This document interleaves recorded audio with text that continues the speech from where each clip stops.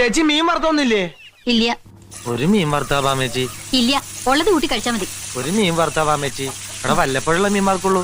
കമലമ്മേ, ലക്ഷ്മണൻ ഒരു മീൻ വറുത്ത് കൊടുക്കൂ. കമലെടുത്ത് മീൻ വറുത്ത് എടുത്തോളൂ. കമലെടുത്ത് മീൻ വറുത്ത് വേണ്ട. നീ ആ മീൻ വറുത്ത് അടുക്കളയിൽ കൊണ്ടുവയ്ക്ക്. മീൻ വറുത്ത് ഇല്ലാതെ ചോറ് ഇറങ്ങില്ലെങ്കിൽ ഇറങ്ങണ്ട.